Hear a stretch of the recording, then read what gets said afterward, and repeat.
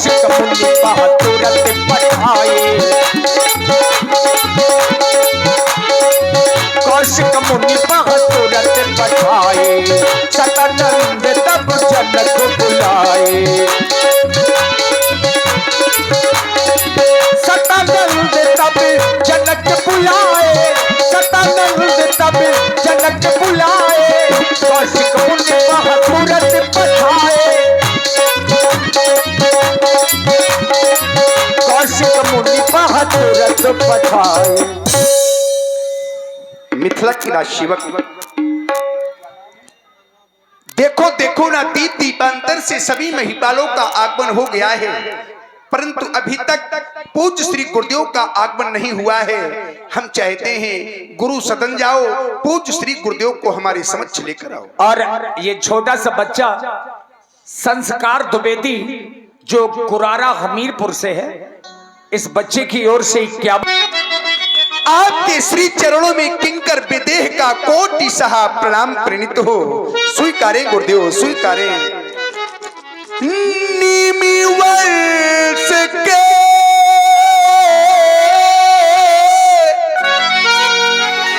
हे पूज्य ऋषिवर,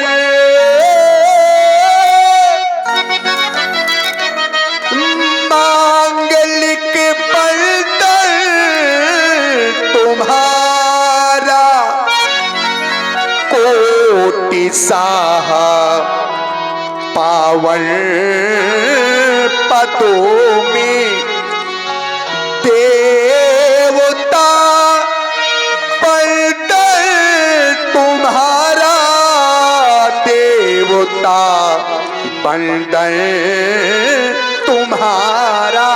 आपके श्री चरणों में विदेह का कोटि सह प्रणाम प्रणीत हो। स्वीकारे गुरुदेव, स्वीकार कर।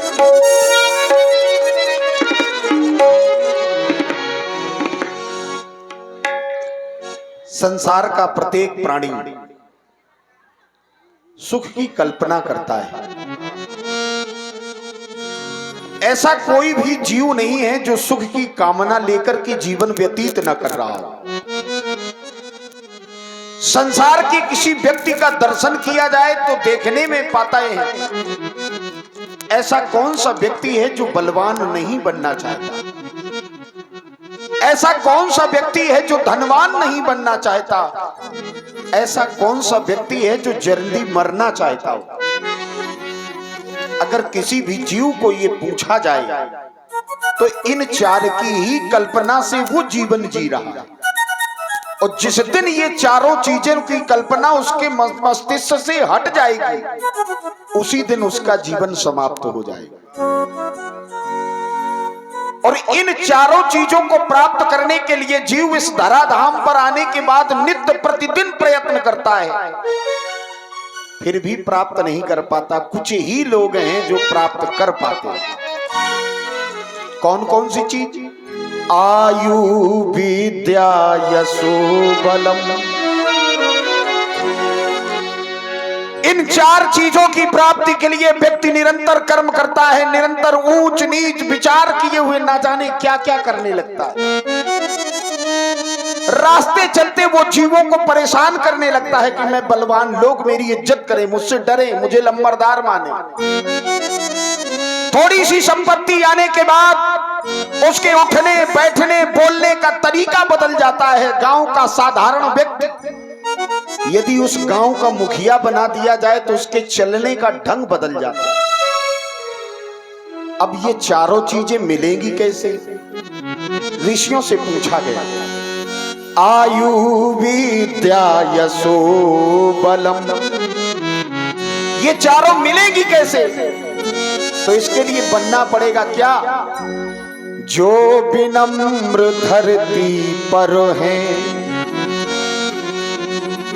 सुख सार जगत के पाते हैं, ऐसे ही कुछ जन हैं धरती में, आयु जस बल सब बातें हैं, और उनमें दर्शन अगर करते हैं तो राजा जनक, एक हाथ पर दहकता हुआ अंगारा रख दिया जाए, एक हाथ पर चंदन का लेप करा दिया जाए, ना ही आग वाले हाथ में जलन होगी, उष्णता होगी, और ना ही चंदन वाले हाथ में शीतलता होगी। यानी कि संसार में जन्म लेने के बाद व्यक्ति माया से ग्रसित हो जाता है। बूंद गिरत भागावर पानी, जिम जी वही माया लपटानी। और माया में फंस कर के व्यक्ति 10 स्थानों का ध्यान रखता है, बस 11वें को भूल जाता है, और 11वां जो है वही है मोक्ष। एको ब्रह्म द्वितीयो नास्ति, वही पर सच्चा सुख है। 10 कौन से स्थान हैं? जननी जनक बंधु सुत दारा तन धन भवन सुहद परिवार। बस केवल 10 स्थानों के चक्कर में यही रिश्तेदारी है, यही सब कुछ, ऐसी में जीवन नष्ट हो गया। लेकिन 11वां जो व्यक्ति वहां तक पहुंच जाता है, जैसे इन्होंने किया अपने जीवन में, यम नियम प्राणायाम ध्यान धारणा आसन समाधि आदि क्रियाओं से सुसज्जित किया, यही जीवन का सच्चा सुख है। राजन, इसके लिए बहुत अच्छा साधन है। अगर हमें ये चारों चीजें अपने जीवन में चाहिए, आयु धन विद्या कर्म यश, कुछ भी चाहिए, तो एक काम करते जाओ, ये अपने आप आपके पास आ जाएंगे, किसी से मांगने की जरूरत नहीं है। इन चारों चीजों को प्राप्त करने के लिए मार्ग सबसे सरल है। क्या है? अपने से बुजुर्गों को प्रणाम करते चलते। इससे भी सस्ता साधन कोई जीवन में हो नहीं सकता। जो व्यक्ति अपने से बड़ों का सम्मान करता है, वो धीरे धीरे उस शिखर पे पहुंच जाता है कि ये दुनिया उसको एक साथ मिलकर के सम्मान करती है। और ऐसे ही व्यक्ति को कहा गया है आयुर्विद्या यशो बल। वृद्धोनुपस्थे, जो व्यक्ति वृद्धों की अपने से बुजुर्गों की सेवा करता है, उसके जीवन में ये स्वमेव आ जाया करते हैं। राजन, आज आपने बुलाया, बड़ी प्रसन्नता हुई। इस मिथिला की समस्त व्यवस्थाओं को देखते हुए बड़ा हृदय गदगद है, बड़ी प्रसन्नता है। लेकिन अचानक से बुलाया गया। अचानक से बुलाने का कारण क्या है? इस मिथिला के वो अनुपम दृश्य हम भी देखना चाहेंगे। पूज्य श्री गुरुदेव, आपके बुलाने का एक ही प्रयोजन है। देखो देखो ना, रंगशाला अंतर्गत सभी महिपालों का, भूपालों का आगमन हो गया है। ये सभी महिपाल अपने अपने मंचों में विराजमान हो चुके हैं। 34 कंचन मंच विशाला, रचे जहां बैठे महिपाला। परंतु अभी तक वो नहीं आए जिनकी मैं प्रतीक्षा कर रहा हूं। हाँ हाँ, मैं उन्हीं की बात कर रहा हूँ। वेद माता गायत्री की परम उपासक, वेदों के दृष्टा, तम के तत्वदर्शी, विराटों की महर्षि, सृष्टि की द्वितीय रचनाकार श्री विश्वामित्र जी के सहित उन दोनों छोटे छोटे युगल कुमारों का आगमन नहीं हुआ है। पूज्य श्री गुरुदेव, हम चाहते हैं मेरे गुरु वर चले जाए महामुनि को लिवाने को। मेरे गुरु वर चले जाए महामुनि को लिवाने को। मेरे गुरु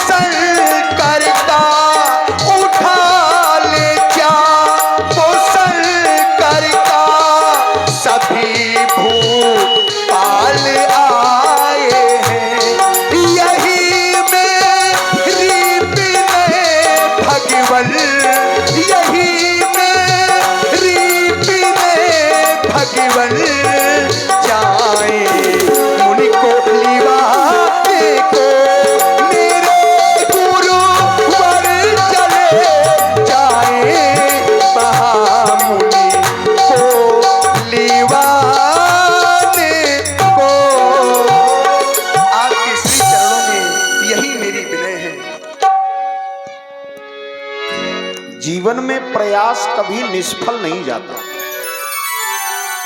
ये सिद्धांतों का मानना है।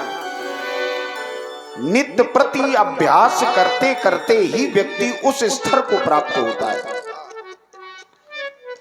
एक सूत की बनी रस्सी भी पत्थर पर स्थान बना लेती है कि रकील बना करके छोड़ देती है। पनघट में देखा होगा कि अक्सर वो रस्सियां तो सूत की बनी है, लेकिन इतने कठोर पत्थर में नित्य चलने के बाद भी वो नाली का रूप दिखाने लगती, कुल्या बन जाती। कुल्यानुदर्शते, ऐसा शास्त्र कहते हैं। कुल्या माने होती है नाली। राजन, आपने जितने भी कार्य किए उनको देखने के बाद बड़ी प्रसन्नता हुई, और आज भी तुम कुछ कर रहे हो, हम देख रहे हैं। मैं सबसे जानना चाहूंगा, जितने लोग यहां बैठे हैं, क्या स्वयं से भगवान को पाया जा सकता है? हाथ उठा के समर्थन करना अगर अच्छा लगे। क्या भगवान को स्वयं से पाया जा सकता है? किसी ने हाथ नहीं उठाया, कह रहे सब ठीक है, जैसा है चल लो, ठीक है चले ले, तुम्हार का जा। राजन, भगवान को स्वयं से प्राप्त नहीं किया जा सकता। उसके लिए हमें अपनी चित्त वृत्तियों पर एक अंकुश की आवश्यकता होती है। जिस प्रकार से एक बड़े अधिकारी से मिलने के लिए उससे नीचे के अधिकारी से मिलकर के हमें प्रस्तावना रूप प्रस्तुत होना होगा, उसी प्रकार ये आत्मा है परमात्मा का अंश, ईश्वर अंश, जीव अविनाशी अंश। लेकिन अगर मिलने की बात आए तो ये अंश परमात्मा से तब तक नहीं मिल सकता जब तक जीवन में संत की स्थिति का आकलन नहीं किया जाएगा। आत्मा परमात्मा तक पहुंच ही तब सकती है जब जीवन में महात्मा होगा, या जीवन महात्मा होगा। या तो जीवन को महात्मा बना लो, या फिर अपने जीवन में महात्माओं को शामिल कर लो, सम्मिलित कर लो। क्योंकि सिद्धांत ये कहता है कि भगवान मिलते कैसे। भक्ति स्वतंत्र, परमात्मा जीवन में मिलते कैसे ये जानना है। मंदिर जाने से, अगरबत्तियां जलाने से, नारियल फोड़ने से भगवान नहीं मिलते। मिलते कैसे? भक्ति स्वतंत्र सकल सुख खानी, बिनु सत्संग न पावही प्राणी। भक्ति जिसके बिना भगवान का दर्शन नहीं होता, ते ही बिन द्रवहि न राम। भक्ति के बिना भगवान का दर्शन संभव नहीं है। लेकिन भक्ति मिलेगी कैसी? संत हृदय नवनीत समाना। जब ये जीवन संत बन जाएगा तो मन कैसा होगा? मक्खन नवनीत की तरह। और नवनीत से ही घी को प्राप्त किया जा सकता है, दूध से सीधे घी को प्राप्त किया जा सकता है। एक दुग्ध का दर्शन किया गया, ऋषियों ने दुग्ध का दर्शन किया तो उस पर उन्होंने एक न्याय स्थापित किया जिसे शास्त्रों में कहा जाता है क्षीर दधि न्याय। क्षीर दधि न्याय। एक दूध में कितनी धातुएं उपस्थित हैं, उसी दूध से नवनीत बना सकते हो, उसी दूध से तुम छाछ बना सकते हो, उसी दूध से तुम घृत निकाल सकते हो। ये जीवन है, इसी जीवन से हमें निकालना है। कोई देने थोड़ी आएगा, जगाना है। सोई हुई इंद्रियों को जगाना है। राजन, परमात्मा की जीवन में जरूरत हर व्यक्ति को है, हर जीव को है। लेकिन अगर परमात्मा चाहिए तो या तो जीवन महात्मा हो या जीवन में महात्मा हो। और जिस दिन ऐसा हो जाएगा, ये तो संत नगरी है, इससे अच्छा ग्राम जान ही कौन सकता है कि संत की महिमा क्या होती है। अगर तुमने इच्छा जाहिर की है, इच्छा प्रकट की है, तो हम तुम्हें तुम्हारे भगवान से मिलाने में देरी नहीं करेंगे।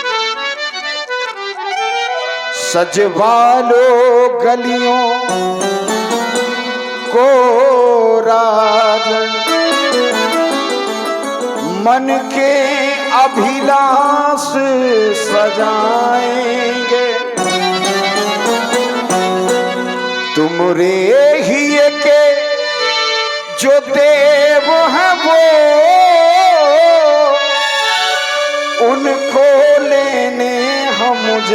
आएंगे।